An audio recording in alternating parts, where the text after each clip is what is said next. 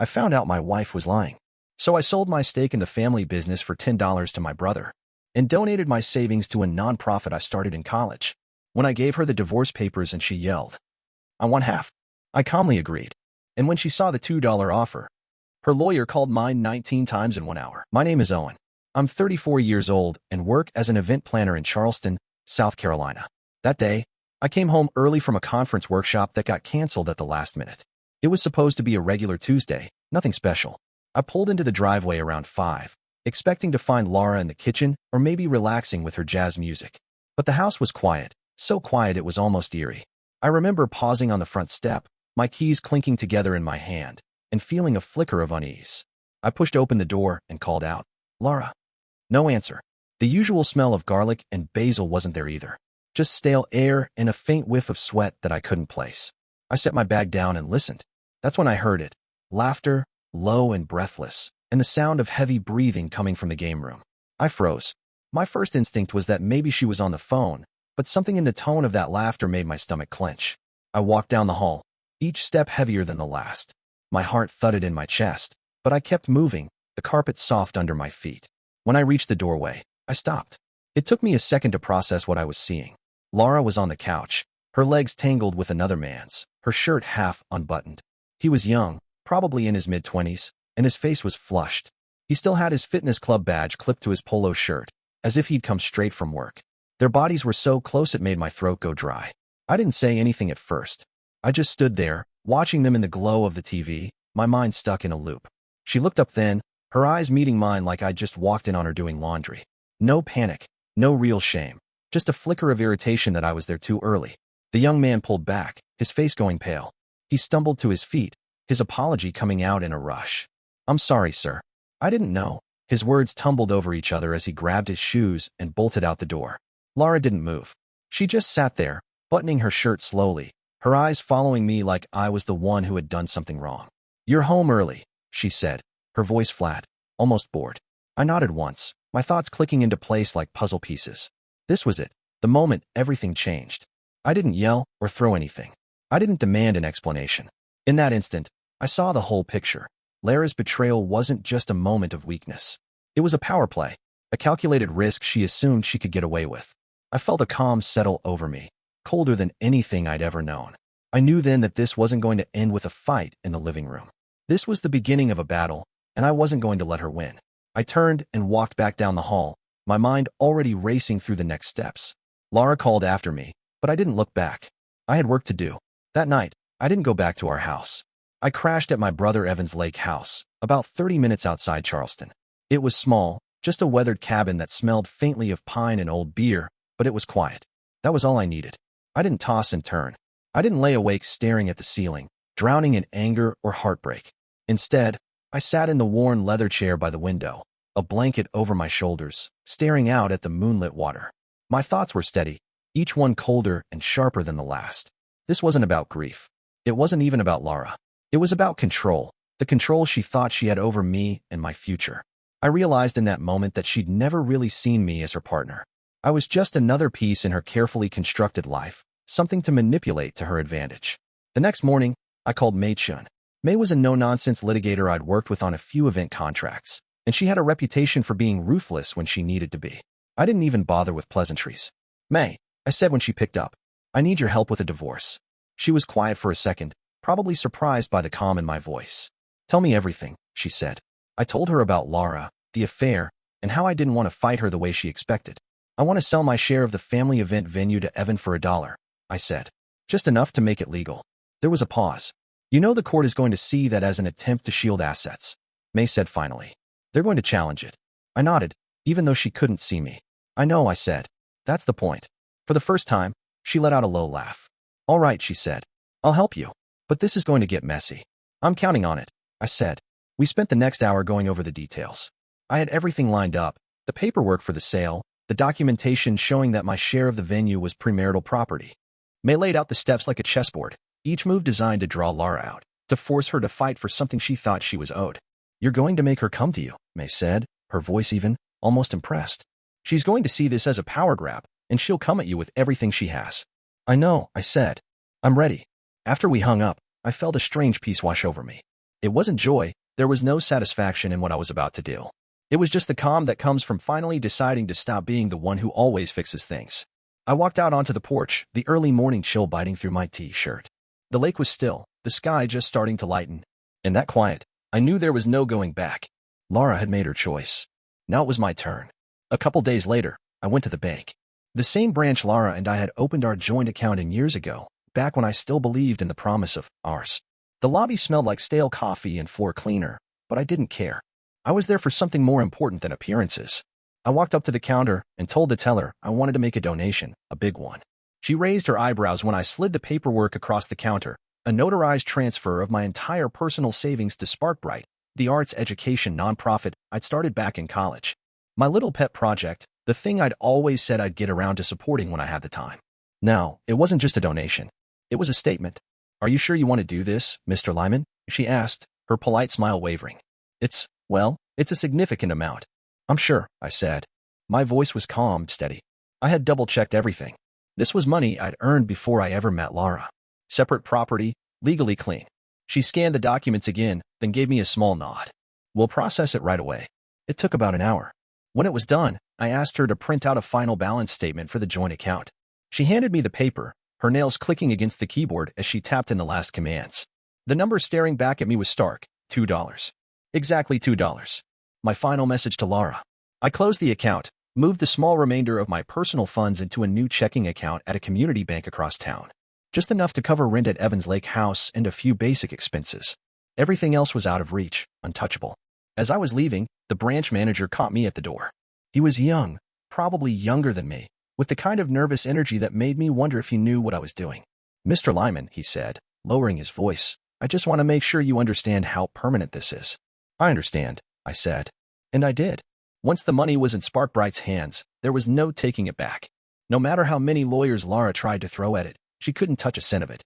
I walked back to my car, feeling the cool weight of the keys in my pocket. The drive home was quiet. No music, no radio. Just the low hum of the engine and the steady thump of my own heartbeat. When I got back to Evans Lake House, I stood for a moment in the driveway, staring at the dark water of the lake. This was it. The final groundwork was laid. Laura would see the joint account balance and know exactly what it meant. She'd see it as an insult, a slap in the face. And she'd be right. But it was also a line in the sand. A promise to myself that I wasn't going to be her doormat anymore. I locked the door behind me and sat on the couch, the soft creak of the old cushions grounding me. I wasn't done, not by a long shot. But the pieces were moving now, each one falling into place. I wasn't sure what would happen next, but for the first time in weeks, I felt like I could breathe. It happened on a Thursday. Laura was on her sister's cooking show, Southern Kitchen Moments, a local segment that aired on the Charleston Morning News. She was there to show off a new shrimp and grits recipe, her bright smile and perfect hair making it all look effortless. I was at Evan's place, sitting on the old leather couch with a cup of coffee, when I saw it unfold live. A courier in a crisp uniform walked right onto the set, a yellow envelope in hand. The cameras kept rolling as he handed it to Laura with a polite nod and disappeared off screen. She opened it, her smile fixed in place, but I saw the flicker in her eyes as she read the first page. The bright studio lights reflected off her wedding ring as she flipped through the papers, her fingers shaking just enough to betray her composure. The envelope was thick, the divorce papers, the bill of sale for my share of the family venue to Evan for exactly $1, the statement from the joint account showing exactly $2 left. Everything, all in perfect order, laid out with brutal precision. For a moment, she looked like she was going to say something, maybe to smooth it over with that fake smile she always wore for the camera. But the next second, her whole face changed. Her jaw tightened, her lips pressed into a thin line, and she snapped the envelope shut. The show cut to an awkward commercial break, the host babbling about holiday cooking tips as Laura stormed off set. I watched it all from Evan's couch, the mug of coffee cooling in my hand. No one called me. No frantic texts or voicemails from Laura, just the silent confirmation that the first domino had fallen. An hour later, May called. "It started," she said, her voice calm. "Laura's lawyer has been on the phone nonstop, demanding explanations, threatening to challenge the transfer of the business. But everything's by the book." I felt a faint smile pull at the corners of my mouth. "Good," I said. "Let them scream." May chuckled softly. "Oh, they're doing more than screaming. But we're solid. Let her fight it out in court. That's exactly where we want her." I leaned back into the couch, watching the afternoon light shift across the wooden floorboards. My phone stayed silent, Laura's number buried in the list of missed calls and half-hearted apologies I'd stopped answering weeks ago.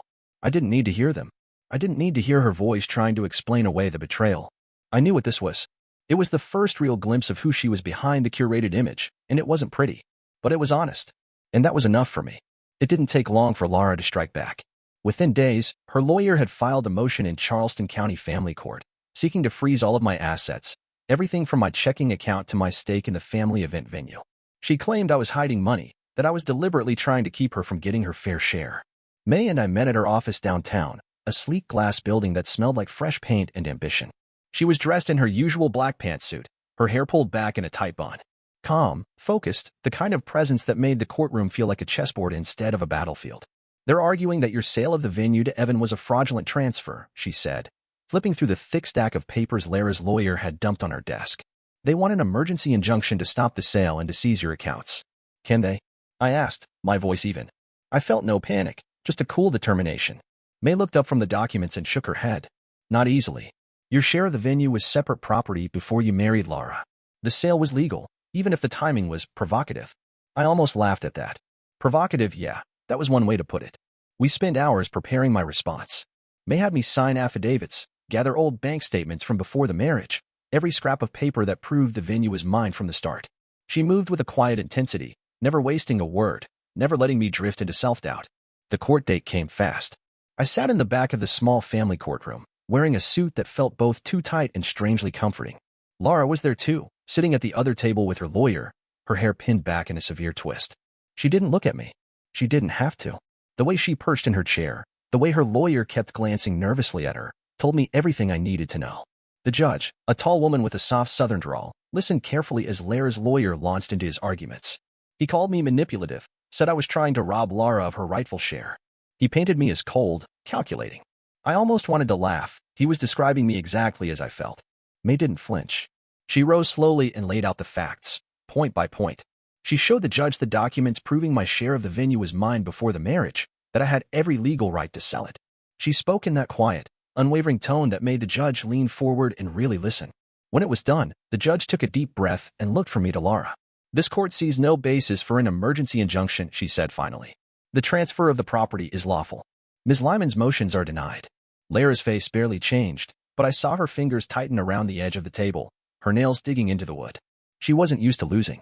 She wasn't used to not getting exactly what she wanted. As I walked out of the courtroom, May at my side, I felt the shift in the air. No triumph, no sudden rush of victory. Just a quiet certainty that the balance of power had shifted. "This isn't over," May said as we stepped out into the Charleston humidity, her voice low. "She's going to come at you with everything she has now." I nodded, feeling that calm settled deeper into my bones. "Let her," I said. "I'm not scared of her anymore." A few days after that court hearing, the games began. Laura couldn't win in court, so she decided to play dirty outside of it. She started sending anonymous emails to some of my biggest clients, carefully worded notes hinting that I'd mismanaged money, that there were shady things happening behind the scenes at the venue before I sold it. The first email came to Evan. He called me the moment he got it. "Hey, man," he said, his voice tight. "Somebody's asking questions about our taxes, about whether you were cooking the books." I could almost hear the disbelief in his voice. "It's bullshit," I said. "But I'm sorry you're dealing with this." Evan just let out a low laugh. "Don't worry about me. She's trying to make you look dirty because she can't fight you in court." She didn't stop with Evan. My mother started getting texts from Lara's sister, hints that I'd been hiding money in offshore accounts. She didn't say it directly, of course. It was all vague rumors, gossip meant to seed doubt. My mom called me one night, her voice shaking. "Owen, are you in some kind of trouble?" I felt something break inside me then. Not sadness, not fear, just a cold clarity. "No, Mom," I said. "I'm not in trouble. Laura is." I forwarded every email and text to May. She was quiet for a long moment when she read them all. "We're not going to respond directly," she said. "We're going to file restraining orders. Let the court see exactly how far she's willing to go." The next day, she filed the paperwork. In them, she laid out the pattern of harassment, the way Laura was trying to smear me in every corner of my life. May's face didn't flicker once when she read through the drafts. She was a machine, precise and unflinching. I should have been angry, I guess. But the more Laura pushed, the more she tried to drag me down, the less I cared about her opinion of me. She was just proving who she really was, and every email, every whisper she spread was another nail in the coffin of her lies. At night, I'd sit on the porch of Evans Lake House, the quiet lapping of the water at the shore steady and soothing. I watched the moon rise over the dark water, feeling that strange, brittle calm. I wasn't just playing defense anymore, I was winning.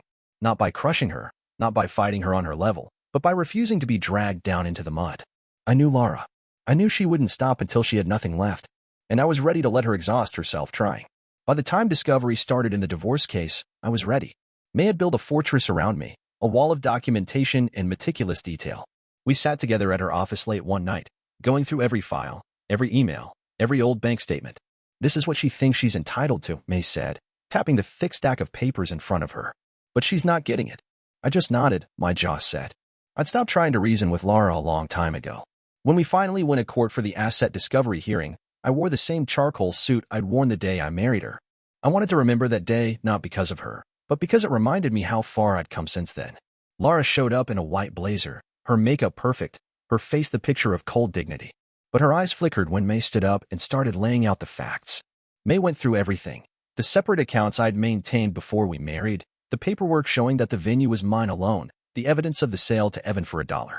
And then, like a slow knife, she turned to the evidence of Lara's own secrets. The secret property rental she'd been hiding, an apartment in Atlanta that she leased under a friend's name and paid for in cash. The luxury goods resale account she ran on the side, selling high-end handbags and jewelry she told me were gifts. And the crypto wallet in her sister's name, traced by a forensic accountant May had hired.